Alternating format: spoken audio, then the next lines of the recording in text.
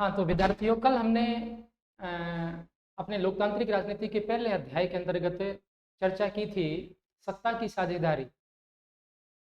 आज हम लोग सेकंड चैप्टर को देखेंगे, उसके बारे में हम लोग स्टडी करेंगे जो संघवाद के नाम से आपके हैं।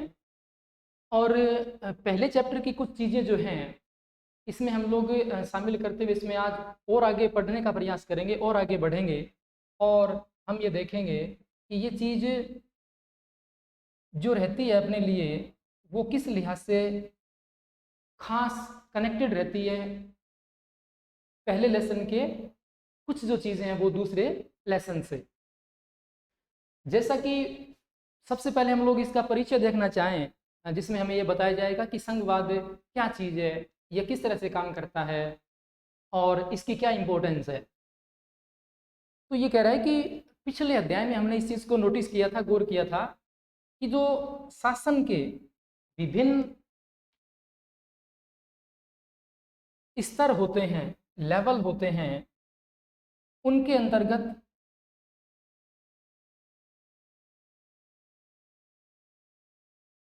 विभिन्न स्तरों के अंतर्गत सत्ता का ऊर्ध्वाधर बंटवारा जो है वो आधुनिक लोकतंत्रों में सत्ता की साझेदारी का एक आम रूप है।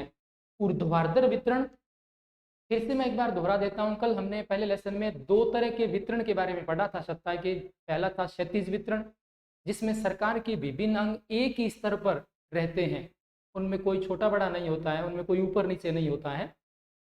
इस प्रकार के वितरण को हम लोग क्षैतिज वितरण कहते हैं। जबकि ऊर्ध्वाधर वितरण के अंतर्गत ये जो नाम आपका आया है ऊर्ध्वाधर वितरण, इसके अंतर्गत सरकार के जो विभिन्न अंग होंगे वो ऊपर नीचे रहेंगे। यानी कल हमने इसमें देखा था पूरे भारत के लिए काम करने वाली सरकार को हम लोग केंद्र सरकार कहते हैं अथवा संघ सरकार कहते हैं। राज्यों के स्तर पे काम करने वाली जो सरकार है उसे हम लोग राज्यों की सरकार कहते हैं या प्रांतीय सरकार कहते हैं। और तीसरे लेवल की जो सरकार भारत में अपनी है उसे हम लोग स्थानीय सरकार कहते हैं। यानी एक ही देश में सत्ता के तीन अलग अलग केंद्र हैं, सत्ता के तीन अलग अलग लेवल हैं। तो इस प्रकार के बंटवारे को हम लोग क्या कहते हैं, इसका ऊर्ध्वाधर वितरण कहते हैं। और ये कह रहा है कि इस अध्याय में हम लोग सत्ता के बंटवारे के इसी स्वरूप पर विचार करेंगे। ये जो ऊर्ध्वाधर स्वरूप है इसी पे चर्चा की जाएगी और इसे आमतौर पर हम लोग क्या कहते हैं, संघवाद कहते हैं। यानी इसे और अधिक हम साधारण शब्दों में समझना चाहें तो आप ये कह सकते हैं, संघवाद की परिभाषा के तौर पे हम लोग ये बता सकते हैं कि जिस देश में संविधान द्वारा केंद्र व राज्य सरकारों के बीच में शक्तियों का विभाजन कर दिया जाए, सत्ता का बंटवारा कर दिया जाए, उसे ही हम लोग संघवाद कहते हैं। क्योंकि भारत एक संघ है इसलिए हम लोग ये देखेंगे कि इस ऐसा करने के बाबत जो लोकतांत्रिक व्यवस्था है आपकी वो अलग अलग इलाकों में कैसे साथ काम कर सकती है और कैसे उनका साथ चलना संभव हो पाता है। और अध्याय का जो आपका शेष पार्ट रहेगा उसमें हम लोग ये देखेंगे कि भारत में जो संघवाद है वो सिद्धांत और व्यवहार में किस तरह से काम कर रहा है और अपने जो संघीय ढांचे को लेकर के जो व्यवस्थाएं की गई हैं, जो संवैधानिक प्रावधान किए गए हैं, उन पर भी चर्चा करने के बाद हम लोग इस बात को भी समझ पाएंगे कि संघवाद को मजबूत करने वाली जो नीति और राजनीति है वो कैसी है, उसका हम लोग विश्लेषण करेंगे। उन सब चीजों को हम लोग देखेंगे। और अध्याय के आखिर में हमें क्या देखना है कि जो भारतीय संघवाद है उसके एक नए और तीसरे स्तर, यानी उस तीसरे स्तर को हम लोग क्या कहते हैं, स्थानीय शासन कहते हैं, उसकी चर्चा भी की गई है। तो अब हमें एक छोटे क्वेश्चन के लिहाज से ये देखना है कि भाई यदि ये पूछ लिया जाए कि भारतीय संघवाद का तीसरा स्तर कौन सा है तो उसे हम लोग किस नाम से जानते हैं, स्थानीय शासन के नाम से जानते हैं। तो ऑल ओवर आपका जो चैप्टर रहेगा उनमें इन सब चीज़ों के बारे में चर्चा की जाएगी और इसी चर्चा को हम लोग आगे बढ़ाते हुए यह देख पाएंगे कि किस तरह से भारत में जो है वो ये व्यवस्था काम कर रही है। यानी अपने संघवाद को हम लोग किन रूपों में देख सकते हैं, कैसे इसे हम लोग समझ सकते हैं। जैसा कि आप लोग देख पा रहे हैं, सबसे पहले ये कह रहा है संघवाद क्या है। तो हमने इसकी सिंपल परिभाषा जो लेसन के स्टार्ट में देखी है वो ये है कि जब किसी देश के संविधान द्वारा शक्तियों का बंटवारा विभिन्न स्तर की सरकारों के बीच में कर दिया जाए तो उसी को हम लोग संघवाद कहते हैं। लेकिन ये कह रहा है कि उस चर्चा को शुरू जब हम लोग करें तो थोड़ा सा पिछला जो लेसन रहा था हम उसकी कहानी से इसको कनेक्ट करने का प्रयास करते हैं ताकि ये चीज़ हमारे समझने में ईजी हो जाए। और ये कह रहा है कि हम लोग एक बार फिर पिछले अध्याय में जो बेल्जियम और श्रीलंका है उसके अंतर पर गौर करें तो हमें ये चीज़ याद आएगी कि बेल्जियम में क्या था। बेल्जियम के संविधान में जो प्रमुख बदलाव किए गए उनमें केंद्रीय सरकार की शक्ति में क्या की गई है, कमी की गई है। कमी करना भी एक प्रमुख फैक्टर रहा था, वहां प्रमुख कारण रहा था। और ये अधिकार वहां किसको दिए गए थे, प्रांतीय सरकारों को दिए गए थे। यानी केंद्र सरकार की कुछ शक्तियां जो हैं वो लेकर के उससे किसको दे दी गई, प्रांतीय सरकारों को दे दी गई। और तब भी उनकी अपनी भूमिका थी, यानी प्रांतीय सरकारों की अपनी एक अलग भूमिका थी, विशेष भूमिका थी, अपने अधिकार थे।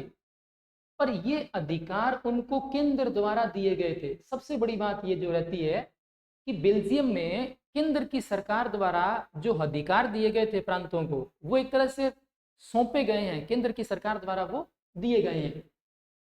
और जब केंद्र की सरकार द्वारा दिए गए हैं तो केंद्र की सरकार कभी भी इन अधिकारों को क्या ले सकती है, वापस भी ले सकती है। और ये कह रहा है कि सन 1993 में जो कुछ बदलाव वहां हुए हैं और प्रांतीय सरकारों को जो कुछ अधिकार दिए गए हैं, इन अधिकारों के लिए प्रांतीय सरकारें अब क्या नहीं है, वहां केंद्र पर निर्भर नहीं है। यानी पहले बेल्जियम में केंद्र की सरकार ने प्रांतीय सरकारों को कुछ अधिकार दिए हैं और चूंकि वो केंद्रीय सरकार ने दिए हैं तो केंद्रीय सरकार अपनी मर्जी से उन अधिकारों को कभी भी वापस ले भी सकती है। लेकिन इस व्यवस्था में बदलाव वहां कब आया, इस व्यवस्था में बदलाव वहां आया 1993 में। 1993 में क्या किया गया, वहां के संविधान में कुछ बदलाव किए गए और इन बदलावों के तहत प्रांतीय सरकारों को कुछ संवैधानिक अधिकार दिए गए। यानी वो जो अधिकार हैं उन्हें संविधान में जगह दे दी गई है। या आप यूं कह सकते हैं कि ये अधिकार अब बेल्जियम की केंद्रीय सरकार नहीं दे रही है प्रांतों को, वहां का संविधान दे रहा है।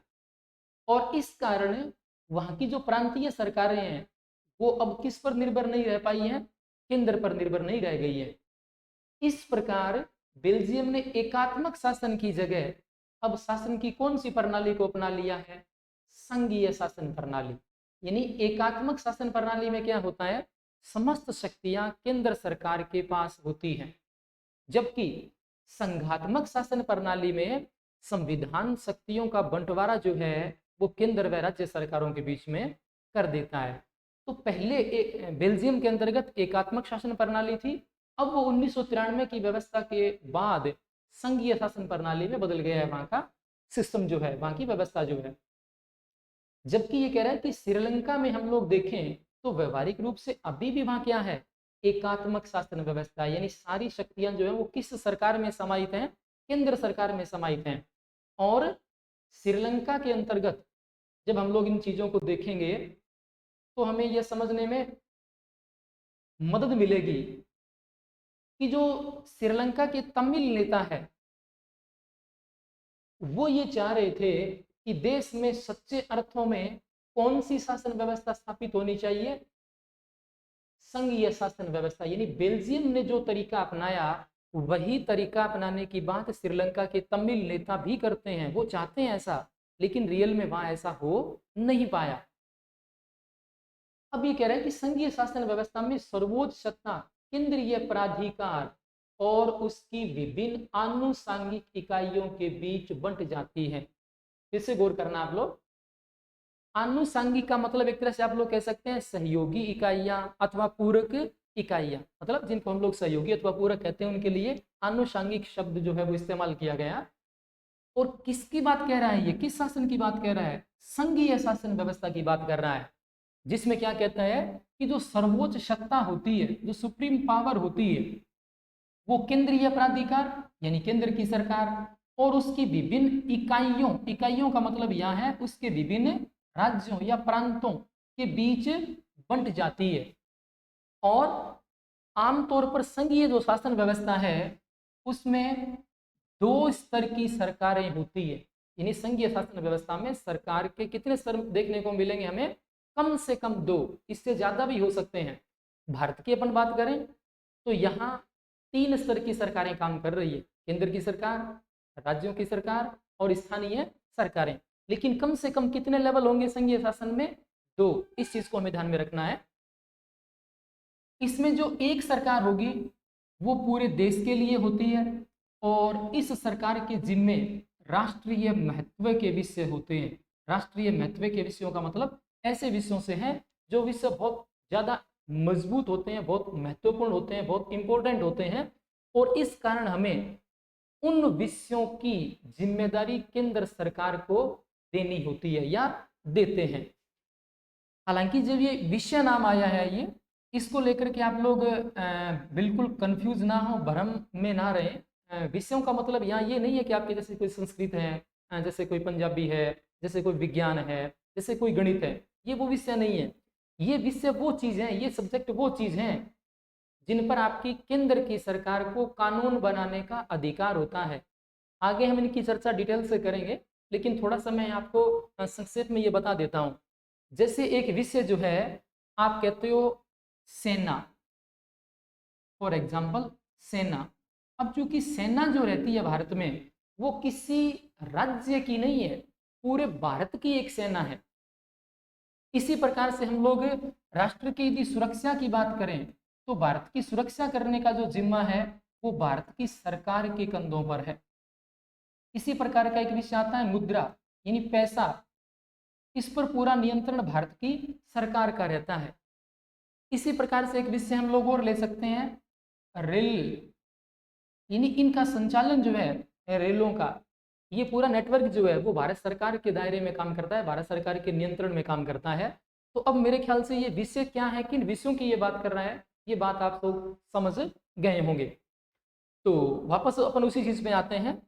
देखिए कि इसमें यानी संघीय शासन व्यवस्था में सरकार जो रहती है वो पूरे देश के लिए जो काम करने वाली सरकार है उसे हम लोग केंद्र सरकार अथवा संघ सरकार कहते हैं। और उसके जिम्मे कौन से विषय आते हैं? राष्ट्रीय महत्व के विषय आते हैं जो देश की सुरक्षा को लेकर के बहुत खास माने जाते हैं।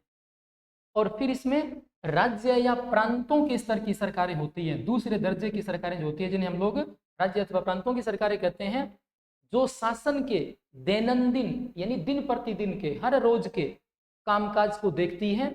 और सत्ता के इन दोनों स्तर की सरकारें अपने अपने स्तर पर स्वतंत्र होकर काम करती है। कल एक शब्द आया था स्वायत्तता, कि श्रीलंका के लोगों ने स्वायत्तता की मांग वहां की सरकार से की थी।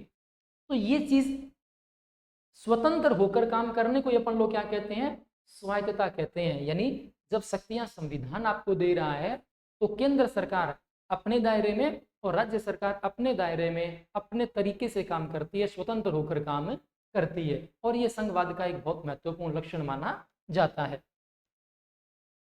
अब हम लोग ये देखने का प्रयास करेंगे कि ये जो संघीय शासन व्यवस्था है, संघीय शासन व्यवस्था जो है ये एकात्मक शासन व्यवस्था से ठीक उलट है। संघीय शासन व्यवस्था एकात्मक शासन व्यवस्था से ठीक उलट क्यों है, ठीक विपरीत क्यों है? क्योंकि एकात्मक शासन व्यवस्था में समस्त शक्तियां किसके पास रहती है? केंद्र की सरकार के पास रहती है। जबकि संघात्मक शासन व्यवस्था में क्या होगा? शक्तियों का बंटवारा केंद्र व राज्य सरकारों के बीच में हो जाता है। इसीलिए संघीय शासन व्यवस्था एकात्मक व्यवस्था के बिल्कुल उल्टी मानी जाती है, बिल्कुल अपोजिट मानी जाती है। आगे ये क्लियर कर रहा है कि एकात्मक व्यवस्था जो रहेगी उसमें शासन का एक ही स्तर होता है। जैसा कि मैंने आपको बताया वो स्तर कौन सा होगा? आपकी केंद्र सरकार होगी। और बाकी जो इकाइयां रहती हैं, राज्य जो रहते हैं आपके, वो उसके अधीन होकर काम करते हैं। मतलब वो स्वायत्त नहीं होते हैं, स्वतंत्र नहीं होते हैं। किस मामले में? शक्तियों के इस्तेमाल के मामलों में। और इसमें जो केंद्रीय सरकार रहेगी, किसमें? एकात्मक शासन में, केंद्रीय सरकार प्रांतीय जो सरकारें अथवा स्थानीय सरकारें हैं उन्हें किन्हीं मामलों को लागू करने के संदर्भ में खास आदेश दे सकती है, निर्देश दे सकती है।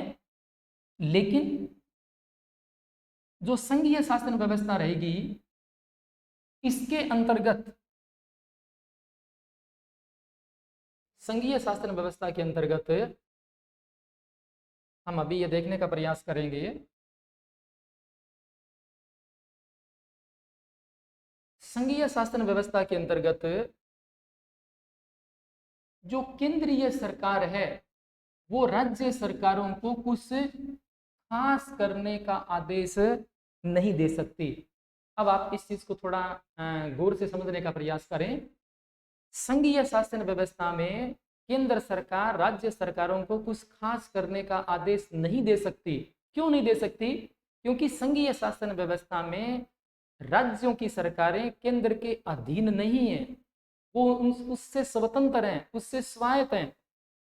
जबकि एकात्मक शासन व्यवस्था में समस्त शक्तियां जो है वो केंद्र सरकार में निहित होती हैं। इसलिए जो राज्यों की सरकारें हैं उन्हें केंद्र सरकार के अधीन होकर काम करना पड़ता है।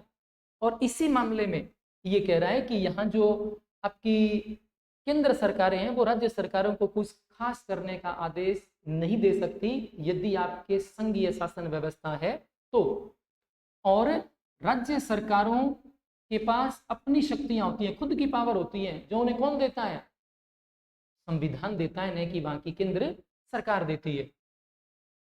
और इसके लिए वह केंद्रीय सरकार को जवाबदेह नहीं होती, यानी इन शक्तियों को जब वह संविधान द्वारा प्राप्त करती है तो केंद्र सरकार के प्रति वह कतई जवाबदेह नहीं रहती है, कोई रिस्पॉन्सिबिलिटी उसकी नहीं रहती है। और ये दोनों ही सरकारें अपने अपने स्तर पर किसके प्रति जवाबदेह रहती है? वहां के लोगों के प्रति जवाबदेह रहती है। यानी संघीय शासन व्यवस्था में एक तरह से आप लोग कह सकते हैं कि जो दो लेवल की सरकारें काम करती हैं, अपने केंद्रीय सरकार और राज्य सरकारें, ये लोगों के प्रति जवाबदेह होती है। अब इसी संदर्भ में हम लोग ये देखने का प्रयास करेंगे कि संघीय व्यवस्था की कुछ महत्वपूर्ण विशेषताएं कौन सी हो सकती हैं। यानी संघीय व्यवस्था को हम लोग किस तरीके से और ज्यादा अच्छे तरीके से समझ सकते हैं। और ये आपके एग्जाम के लिहाज से बहुत महत्वपूर्ण क्वेश्चन यहाँ से बनता है कि संघीय व्यवस्था की कोई 4 महत्वपूर्ण विशेषताएं बताइए या संघीय व्यवस्था की महत्वपूर्ण विशेषताओं को बताइए। तो यहाँ इस क्वेश्चन को हम लोग बहुत अच्छे तरीके से देखेंगे कि संघीय व्यवस्था की विशेषताएं कौन सी रहती है। बहुत क्लियर, बहुत साफ यहाँ हमें ये बता रहा है। जैसा कि हम लोग पढ़ चुके हैं, यहाँ सरकार, यहाँ मतलब संघीय शासन व्यवस्था में सरकार जो है वो 2 या 2 से अधिक स्तरों वाली होती है। एक आपकी केंद्र सरकार है, दूसरी आपकी राज्यों की सरकार है। कितने लेवल हो गए, कितने स्तर हो गए? 2। तो संघीय शासन व्यवस्था में सरकार क्या होती है? 2 या 2 से अधिक स्तरों वाली होती है। ये इसकी पहली विशेषता है। दूसरी चीज क्या है? अलग अलग स्तर की सरकारें एक ही नागरिक समूह पर शासन करती है। एक ही नागरिक समूह कैसे? यानी लोग उस देश में रहने वाले होते हैं। भारत की अपन लोग बात करें तो यहाँ पंजाब की सरकार है, गुजरात की सरकार है, राजस्थान की सरकार है, महाराष्ट्र की सरकार है, ये सब राज्य सरकारें हैं। लेकिन गुजरात, पंजाब, महाराष्ट्र और राजस्थान में रहने वाले लोग जो हैं वो अपनी केंद्र सरकार का भी चुनाव करते हैं और उन्हीं के द्वारा अपने राज्यों की सरकारों का चुनाव भी किया जाता है। इसका मतलब नागरिक क्या है? एक है।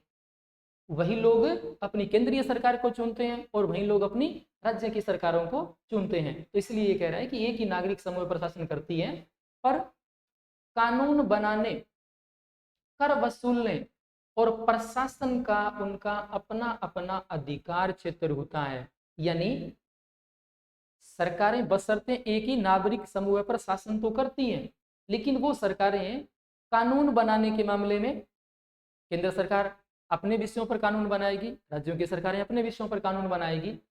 उनके जो कर वसूलने के अधिकार क्षेत्र हैं वो भी अलग अलग होंगे। उनका जो प्रशासन का अधिकार क्षेत्र है वो भी अलग अलग होता है। तो ये भी एक संघीय व्यवस्था की बहुत महत्वपूर्ण और खास विशेषता मानी जाती है कि यहाँ जो सरकारें रहेंगी वो एक ही नागरिक समूह पर शासन जरूर करती है, लेकिन कानून बनाने में, कर वसूलने में और प्रशासन का उनका अपना अपना अधिकार क्षेत्र होता है। तीसरी चीज को हम यहाँ जो देख सकते हैं वो क्या रहेगी, ये देखिए, शासन के विभिन्न स्तरों की सरकारों के अधिकार क्षेत्र संविधान में स्पष्ट रूप से वर्णित होते हैं। वर्णित का मतलब लिखे गए होते हैं, बताए गए होते हैं। यानी विभिन्न स्तर जो आपके देश में काम कर रहे होते हैं सरकारों के, उनके अधिकार क्षेत्र क्या रहेंगे, किस दायरे में रहकर उन्हें काम करना होगा, ये बातें कौन बताता है, देश का संविधान बताता है। और इसलिए संविधान सरकार के हर स्तर के अस्तित्व है, अस्तित्व मतलब उसे बनाए रखने, और प्राधिकार, प्राधिकार का मतलब उसका अधिकार, उसकी सत्ता जो है की गारंटी और सुरक्षा देने का काम भी करता है। यानी संविधान आपको भरोसा दिलाता है, आपके हर स्तर की सरकार को यह भरोसा दिलाता है कि मैं आपको बनाए रखूंगा और जो आपका अधिकार क्षेत्र है वो आपको उपलब्ध रहेगा। चौथी चीज जो है, संविधान के जो मौलिक प्रावधान है उनको किसी एक स्तर की सरकार अकेले नहीं बदल सकती है। यानी संविधान की वो जरूरी बातें, वो बुनियादी बातें जिनका संबंध केंद्र, राज्य और स्थानीय सभी प्रकार की सरकारों से हैं, तो ऐसे प्रावधानों को केवल एक स्तर की सरकार, आपकी राज्य सरकार या आपकी केंद्रीय सरकार अपनी मर्जी से बदल नहीं सकती है। और ऐसे बदलाव दोनों स्तर की सरकारों की सहमति से ही हो सकते हैं। दोनों स्तर यहाँ कौन कौन से आएंगे इस प्रकार के बदलावों में, इस प्रकार के बदलाव में दोनों स्तर का मतलब है केंद्र व राज्य सरकारें जब सहमत होंगी तभी आप संविधान के मौलिक प्रावधानों को बदल पाओगे। अगली चीज जो बता रहा है वो ये रहती है कि अदालतें जो रहती हैं, यानी आपकी जो न्यायपालिका रहती हैं, उन्हें संविधान और विभिन्न स्तर की सरकारों के अधिकारों की व्याख्या करने का अधिकार होता है। यानी अदालतें बताती हैं कि केंद्र सरकार के कौन कौन से अधिकार हैं, राज्य सरकारों के कौन कौन से अधिकार हैं, तो यानी वो उनके अधिकारों की व्याख्या करने का काम करती है। ये जिम्मा, ये जिम्मेदारी किस पर डाली गई है, न्यायपालिका पर डाली गई है, अदालतों पर डाली गई है। और विभिन्न स्तर की सरकारों के बीच अधिकारों के विवाद की स्थिति में सर्वोच्च न्यायालय जो रहता है वो निर्णायक की भूमिका निभाता है, एम्पायर की भूमिका निभाएगा। यानी दो राज्यों की सरकारें आपस में किसी बात को लेकर के विवाद कर लेती हैं, सीमा को लेकर के विवाद है, नदी के पानी को लेकर के विवाद है, या फिर केंद्र और राज्य सरकारों के बीच में किसी विषय को लेकर के, किसी मुद्दे को लेकर के विवाद है, तो इस तरह के जो समस्त विवाद हैं इनका निपटारा जो है वो सर्वोच्च न्यायालय द्वारा किया जाएगा। भारत की जो सुप्रीम अदालत है इसके द्वारा इस चीज का फैसला किया जाता है। छठी चीज जो इसके अंतर्गत रहती है वो क्या है कि वित्तीय स्वायत्तता निश्चित करने के लिए विभिन्न स्तर की सरकारों के लिए राजस्व के अलग अलग स्रोत निर्धारित हैं। मतलब सरकारें ढंग से काम कब कर पाएंगी, जब उनके पास में पैसा होगा। और इसलिए ये दोनों स्तर की जो सरकारें हैं इनको पैसे के मामले में आप लोग स्वतंत्र रखो, इस चीज की उन्हें परेशानी न हो। इसलिए वित्तीय स्वायत्तता जो रहती है उसको निश्चित करने के लिए संविधान में यह बता दिया गया है कि केंद्र सरकार को किस तरह से और किन जरियों से राजस्व प्राप्त होगा और राज्यों की सरकारों को किस तरीके और किन जरियों से राजस्व प्राप्त होगा, जिससे वो अपने अपने राज्य में, अपने अपने क्षेत्र में बेहतर काम कर पाए, विकास के काम कर पाए। इस प्रकार संघीय शासन व्यवस्था जो है इसके दो उद्देश्य हैं, दोहरे उद्देश्य हैं। पहला क्या है, देश की एकता की सुरक्षा करना और उसे बढ़ावा देना। ये आप इसका पहला काम कह सकते हैं, पहला उद्देश्य कह सकते हैं कि संघीय शासन व्यवस्था क्या करना चाहती है, देश की एकता बनाए रखना चाहती है, देश को सुरक्षा देना चाहती है और उस सुरक्षा को बढ़ावा देती है, वो बढ़ाती है। जबकि दूसरा जो काम इसका रहेगा वो क्या रहेगा, क्षेत्रीय विविधताओं का पूरा सम्मान करना। यानी अलग अलग क्षेत्रों के जो लोग हैं उनके अंतर्गत जिन चीजों को लेकर भी विविधताएं हैं, भिन्नताएं हैं, उन भिन्नताओं का पूरा पूरा क्या किया जाएगा, सम्मान किया जाएगा, उनकी यहाँ पूरी पूरी कदर की जाती है। और इसलिए हम लोग संघीय शासन व्यवस्था के यहाँ दो उद्देश्यों को इंगित कर सकते हैं, उन्हें बता सकते हैं कि ये किन उद्देश्यों को लेकर काम करना चाहती है। और इस कारण जो संघीय शासन व्यवस्था है वो गठन और कामकाज के लिए, या संघीय शासन व्यवस्था के गठन और वो सही तरीके से काम कर पाए, इसके लिए दो चीजें बहुत महत्वपूर्ण है, दो चीजें यहाँ बहुत खास हैं। विभिन्न स्तरों की सरकारों के बीच सत्ता के बंटवारे के नियमों पर सहमति होनी चाहिए। यानी आपकी केंद्र व राज्य सरकारें हैं, उनमें जो सत्ता का विभाजन किया गया है, इस विभाजन पर उनकी क्या होनी चाहिए, सहमति होनी चाहिए। और दूसरी, इनका एक दूसरे पर भरोसा होना चाहिए। केंद्र की सरकार का राज्य सरकारों पर और राज्य सरकारों का केंद्र की सरकार पर क्या होना चाहिए, भरोसा होना चाहिए। यदि ऐसा होता है तो फिर आपका साथ साथ रह पाना बहुत आसान हो जाता है कि वे अपने अपने अधिकार क्षेत्रों को मानेंगे। यानी संविधान द्वारा इनको जो शक्तियां दी गई है, इनको जो अधिकार क्षेत्र दिए गए हैं, उनका ये पूरा पूरा सम्मान करेंगे। केंद्र व राज्यों की सरकारें अपने अपने अधिकार क्षेत्रों को मानेंगे। और आदर्श संघीय व्यवस्था में ये दोनों पक्ष होते हैं। कौन कौन से दोनों पक्ष होते हैं? अब प्रश्न आपसे पूछ सकता है कि आदर्श संघीय व्यवस्था में दो पक्ष कौन कौन से होते हैं। तो पहला क्या है? पहला पक्ष है आपसी भरोसा, यानी दोनों स्तर की जो सरकारें हैं उनका एक दूसरे पर भरोसा रहता है। और दूसरी चीज है साथ रहने पर सहमति, वो सरकारें एक दूसरे के साथ रहने को सहमत हैं। केंद्र और विभिन्न राज्य सरकारों के बीच सत्ता का बंटवारा हर संघीय सरकार में अलग अलग किस्म का होता है। ये अलग अलग देशों के अपने अपने तरीके रहते हैं, जिसके अंतर्गत सत्ता का बंटवारा जो है वो केंद्र व राज्यों की सरकारों के लिहाज से किया जाता है।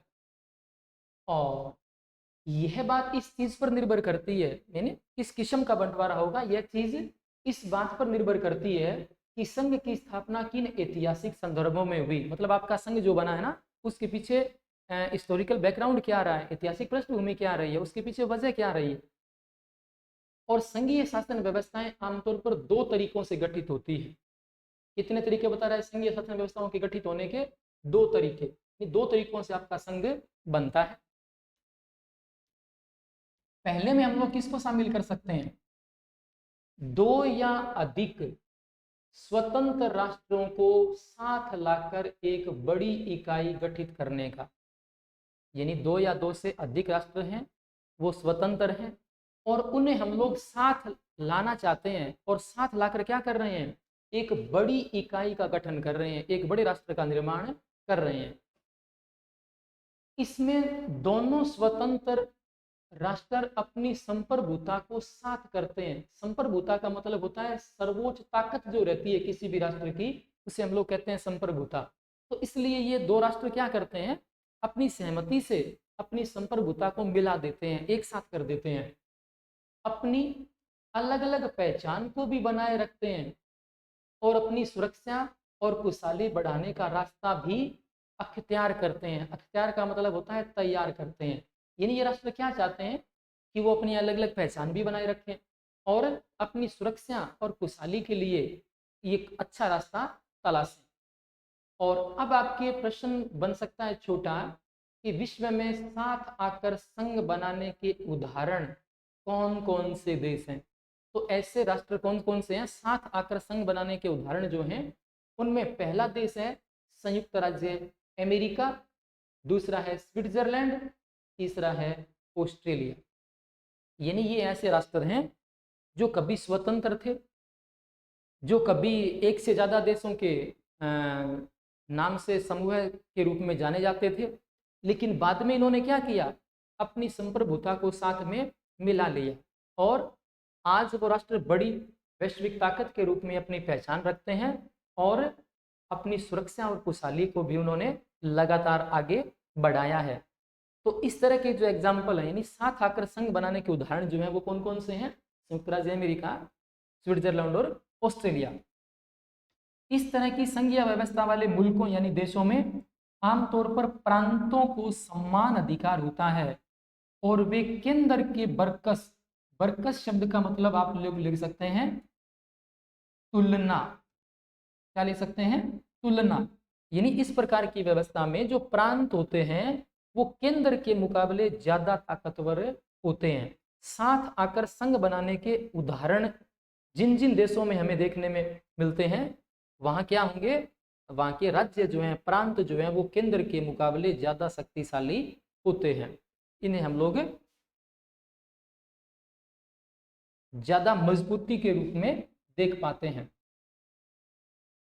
अब ये कह रहा है कि संघीय जो शासन व्यवस्था है उसके गठन का एक और तरीका क्या हो सकता है। संघीय शासन व्यवस्था को हम लोग जब गठित करते हैं तो वो किस तरीके से गठित हो सकती है, इसका दूसरा तरीका क्या है। बड़े देश द्वारा अपनी आंतरिक विविधता को ध्यान में रखते हुए राज्यों का गठन करना और फिर राज्य और राष्ट्रीय सरकार के बीच सत्ता का बंटवारा कर देना। यानी कोई राष्ट्र बड़ा है, जैसे भारत की बात अपन लोग करें, भारत एक बड़ा राष्ट्र है, उसने क्या किया, उसने ये देखा कि उसके अंदर बहुत सारी विविधताएं हैं, भिन्नताएं हैं, तो उसने अपनी आंतरिक विविधता को ध्यान में रखते हुए क्या किया, राज्यों का गठन किया, अलग अलग प्रांत बनाए उसने, और फिर राज्य और केंद्र की जो सरकार है उसके बीच सत्ता का क्या कर दिया, यहाँ के संविधान द्वारा बंटवारा कर दिया गया। भारत, बेल्जियम और स्पेन इसके उदाहरण है। तो दूसरा संघीय शासन व्यवस्था का या दूसरा तरीका जो है वो संघीय शासन व्यवस्था के गठन का, वो क्या है कि एक बड़ा राष्ट्र अपनी आंतरिक विविधता को ध्यान में रखते हुए विभिन्न प्रकार के प्रांत अथवा राज्य बना देता है और फिर प्रांतों और केंद्र को अलग अलग शक्तियां जो है वो वितरित कर दी जाती है। तो इस तरीके के बंटवारे को हम लोग संघवाद का दूसरा तरीका भी कह सकते हैं, संघीय शासन व्यवस्था का दूसरा रूप भी कह सकते हैं, जिसमें 3 राष्ट्रों के उदाहरण हम लोग दे सकते हैं। पहला भारत, दूसरा बेल्जियम और तीसरा स्पेन।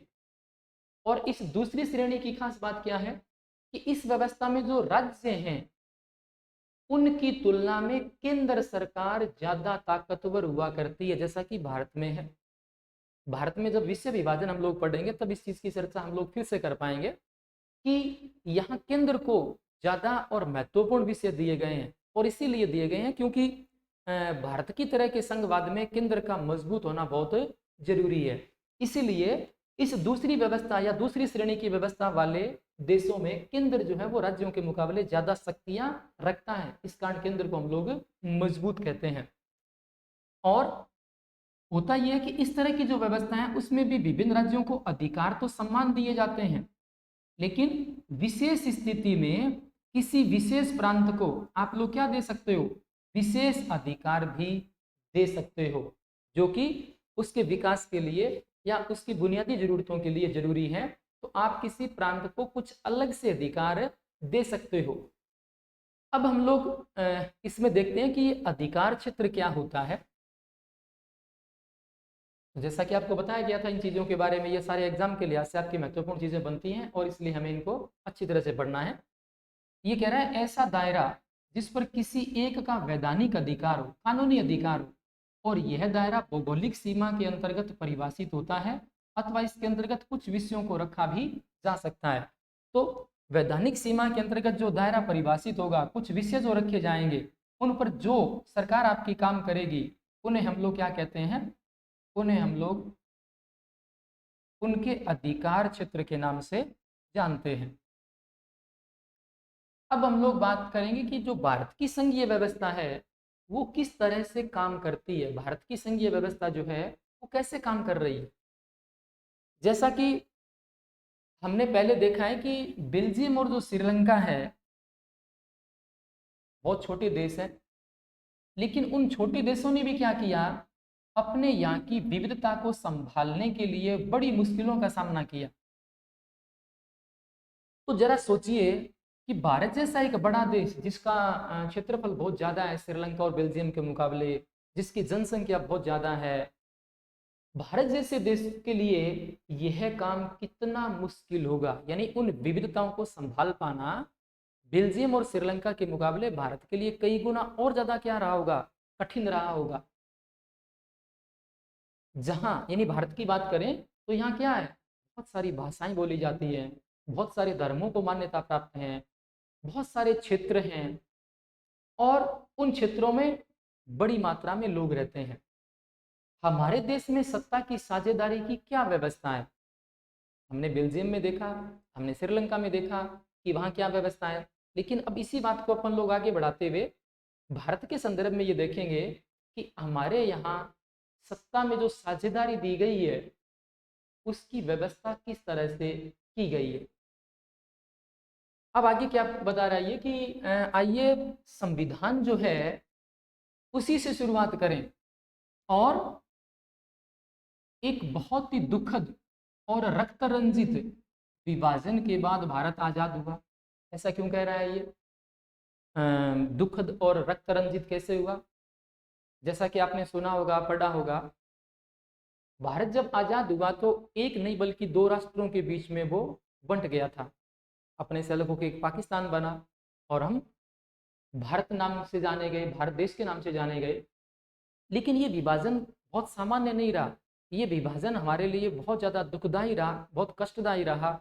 और इसमें दोनों ही जो कौम रही हैं, हिंदू और मुस्लिम, उनके बीच में बहुत सारी दिक्कतें जो रही वो रही। और इसीलिए ये जो विभाजन है वो एक तरह से रक्त रंजित यानी खून से सना हुआ रहा है।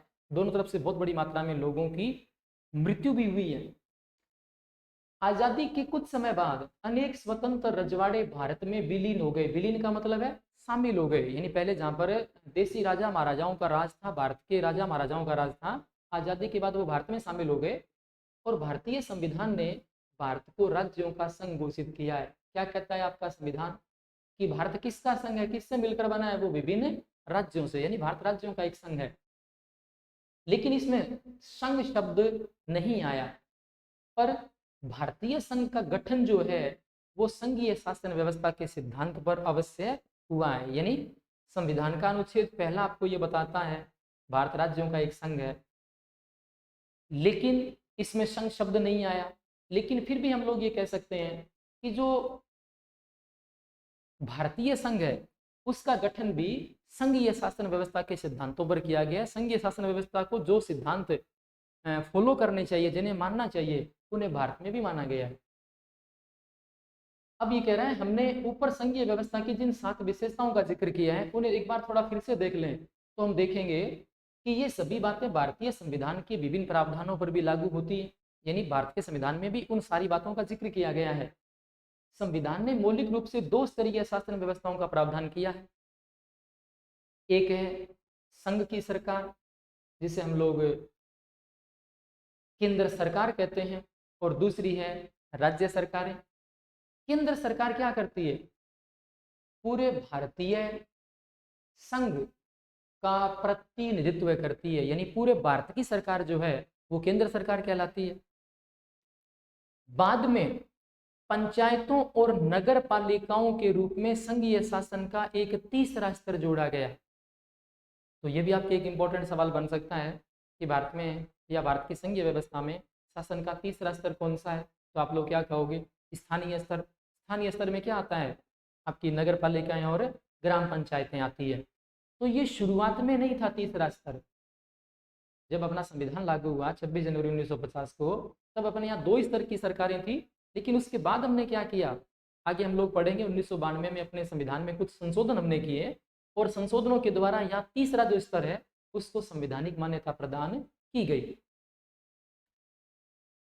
किसी संघीय शासन व्यवस्था की तरह अपने यहाँ भी तीनों जो स्तर हैं उनकी शासन व्यवस्थाओं के अपने अपने क्या बांट दिए गए हैं, क्या बना दिए गए हैं? अधिकार क्षेत्र। यानी तीनों लेवल की सरकारें अपने अधिकार क्षेत्र में बिना किसी खींचातानी के बहुत आराम से अपना काम कर पाए, इसलिए संविधान द्वारा क्या बना बांट दिया गया है? उनका अलग अलग अधिकार क्षेत्र जो है वो बांट दिया गया। और संविधान में स्पष्ट रूप से केंद्र व राज्य सरकारों के बीच विधायी अधिकारों को 3 हिस्सों में बांटा गया। यानी उनके कानून बनाने के जो अधिकार हैं उन्हें कितने भागों में बांट दिया गया? 3 भागों में बांट दिया गया। और इन 3 भागों को हम लोग 3 सूचियों के नाम से जानते हैं। ये 3 भाग क्या कहलाते हैं? जिसके तहत संविधान द्वारा इन 3 स्तर की सरकारों के बीच में उनके अधिकार क्षेत्र को गिनाया गया है, बताया गया है कि भाई केंद्र सरकार का अधिकार क्षेत्र क्या रहेगा, राज्य सरकार का अधिकार क्षेत्र क्या रहेगा। उसके बंटवारे को हम लोग इन 3 सूचियों के माध्यम से जानते हैं अथवा पढ़ते हैं। पहली सूची जो रहती है वो क्या रहती है, जिसे हम लोग किस नाम से जानते हैं, संघ सूची के नाम से जानते हैं। पहली सूची को हम लोग कहते हैं संघ सूची। और विषयों की थोड़ी देर पहले जब अपनी बात चल रही थी तब मैंने ये कहा था कि इस चीज पे हम लोग दोबारा चर्चा करेंगे। अब वो सारे विषय जो हैं उनके बारे में आप लोग भली भांति पढ़ पाओगे कि वो विषय कौन से हैं। देखिए, संघ सूची में कौन कौन से विषय हमने रखे हैं, प्रतिरक्षा, विदेशी मामले, बैंकिंग, संचार और मुद्रा जैसे राष्ट्रीय महत्व के विषय हैं। यानी भारत की सुरक्षा का जो मसला है, मुद्दा है, उसे हम लोग प्रतिरक्षा कहते हैं। भारत सरकार किन देशों के साथ में किस प्रकार के संबंध रखना चाहती है, उन्हें हम लोग विदेशी मामले कहते हैं। यहाँ के बैंकों को लेकर के किस तरह की व्यवस्था की जानी है, संचार का सिस्टम कैसे चलना है, और मुद्रा यानी पैसा, इन सब विषय जो हैं, या ये सब जो विषय हैं, ये राष्ट्रीय महत्व के विषय कहलाते हैं। और इसी कारण ये विषय किस सूची में रखे, हमने संघ सूची के अंतर्गत इनको रखा है। पूरे देश के लिए इन मामलों में एक ही तरह की नीतियों की जरूरत होती है और इसी कारण इन विषयों को संघ सूची में रखा। और संघ सूची में वर्णित विषयों के बारे में कानून बनाने का अधिकार जो है वो किससे होगा, सिर्फ केंद्र सरकार को होगा। अब आपके परीक्षा में छोटा जो क्वेश्चन आ सकता है वो ये आ सकता है कि संघ सूची में शामिल विषयों पर कानून बनाने का अधिकार भारत में किसे दिया गया है। तो वहां से हमें ये देखना है कि उस यदि ऑप्शन में उसके केंद्र सरकार है तो वो आपको सही करना है, और ऑप्शन नहीं दिए हुए सीधा क्वेश्चन पूछा गया है तो आपको वहां केंद्र सरकार लिखना है। दूसरी चीज हमें क्या ध्यान में रखनी है कि संघ सूची में कौन कौन से विषय रखे गए हैं, आप इन विषयों को भी अपने दिमाग में रखोगे। यानी ये 5 चीजें यहाँ बताई गई हैं। इस तरह की और भी बहुत सारी चीजें हैं जिन्हें हम लोग संघ सूची के विषयों के नाम से जानते हैं, लेकिन चूंकि आपके सिलेबस में 5 चीजों का जिक्र है, 5 विषयों का जिक्र है, आप इन 5 विषयों को ध्यान में रखिए, ताकि यदि इस तरह का कोई क्वेश्चन आए कि संघ सूची में डाले गए अथवा रखे गए किन्हीं 2 विषयों को लिखिए, तो आप इस सवाल का जवाब अच्छे तरीके से दे पाओ। दूसरी सूची जो रहती है उसे हम लोग कहते हैं स्टेट लिस्ट, यानी राज्यों की सूची जो रहती है। उस राज्य सूची में कौन कौन से विषय रखे गए हैं, पुलिस, व्यापार, वाणिज्य, कृषि और सिंचाई।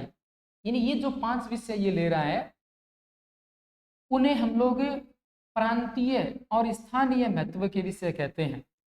और इस तरह के प्रांतीय और स्थानीय महत्व के विषयों को राज्य सूची में रखा गया है। और राज्य सूची में जो वर्णित विषय हैं उनके बारे में सिर्फ राज्यों की सरकारों को ही कानून बनाने का अधिकार दिया गया है। यानी इस तरह के जो विषय हैं जो राज्य सूची में रखे गए हैं उन विषयों पर राज्य की सरकारें ही कानून बनाती हैं। समवर्ती सूची जो आपकी रहेगी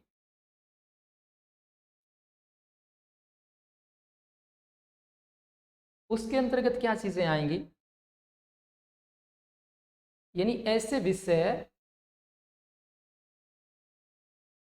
जो न तो राज्य सूची में है और न केंद्र सूची में है, उस तरह के विषयों को हम लोग क्या कहते हैं, समवर्ती सूची में रखे गए विषय। देखिए क्या बता रहा है, समवर्ती सूची के विषयों में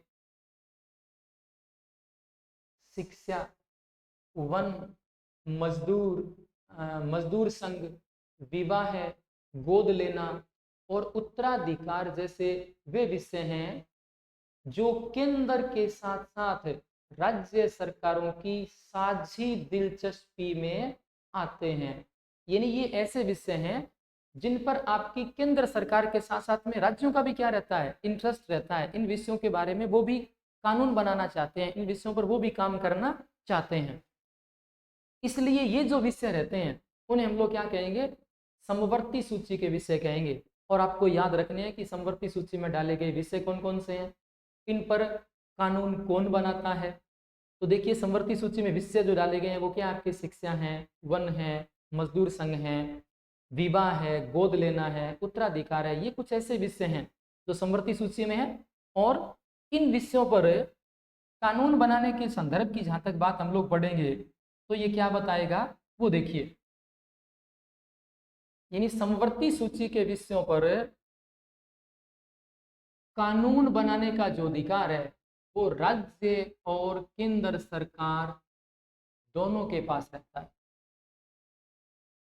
तो अब एक तो प्रश्न आपके लिए ये महत्वपूर्ण हो सकता है कि समवर्ती सूची के विषयों पर कानून बनाने का अधिकार किसके पास है।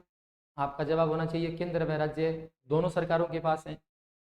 दूसरी चीज ये रहेगी कि यदि समवर्ती सूची के किसी विषय पर, आगे देखिए, जब दोनों के कानूनों में टकराव हो तो केंद्र सरकार द्वारा बनाया गया कानून ही मान्य होता है। यानी समवर्ती सूची का कोई ऐसा विषय है जिस पर केंद्र व राज्य सरकारें कानून बनाना चाहती हैं, लेकिन उस कानून के संदर्भ में सरकारों की क्या नहीं है, सहमति नहीं है, उनके बीच में कोई विवाद है, मतभेद है। तो इस स्थिति में केंद्र सरकार जो कानून बनाएगी समवर्ती सूची के विषय पर, वही कानून क्या होगा, मान्यता प्राप्त करेगा, उसी कानून को मान्य किया जाएगा। अब यहाँ एक सवाल उठता है कि जो विषय इनमें से किसी सूची में नहीं आते उनका क्या होता है। बहुत खास सवाल है, बहुत इंपॉर्टेंट सवाल है। इन्हें हमने 3 सूचियों का जिक्र भी किया, संघ सूची, राज्य सूची और समवर्ती सूची। लेकिन जो विषय इन तीनों में नहीं आया, तीनों ही सूचियों में जिस विषय को शामिल नहीं किया गया, वो विषय किसके पास जाएगा, उस पर कानून बनाने की अधिकारिता अथवा शक्ति जो है वो किसके पास रहेगी। जैसे एक एग्जाम्पल दे रहे हैं, कंप्यूटर सॉफ्टवेयर जैसे विषय किसके अधिकार क्षेत्र में रहे, क्योंकि संविधान बनने के बाद आए, यानी कंप्यूटर सॉफ्टवेयर जो विषय आया वो संविधान बनने के बाद आया है अपने बीच में। तो फिर इस तरह का विषय जो रहेगा, यानी कंप्यूटर सॉफ्टवेयर जैसे विषय पर कानून बनाने का अधिकार किस सरकार को होगा। इसका जवाब बता रहा है, हमारे संविधान के अनुसार बाकी बचे या शेष रहे, और इनके लिए एक और नाम जो आता है वो आप लोग दे सकते हैं, इस तरह के विषयों को कहते हैं अवशिष्ट विषय। क्या कहते हैं, बाकी बचे विषयों को अवशिष्ट विषय। तो जो अवशिष्ट विषय रहते हैं वो अपने संविधान के अनुसार ऐसे विषय केंद्र सरकार के अधिकार क्षेत्र में चले जाते हैं। यानी ऐसे विषय जो संघ सरकार या संघ सूची जिसको आप लोग कहें, राज्य सूची आप जिसको कहें, या समवर्ती सूची कहें, इन तीनों के दायरे में नहीं आते, इन तीनों की अधिकारिता में नहीं आते। इस तरह के विषयों पर कानून बनाने का जो अधिकार है वो भारत में किसके पास है, वो विषय भारत में संघ सरकार के पास है। ऐसे विषयों पर आपकी भारत सरकार जो है वो कानून बनाती है।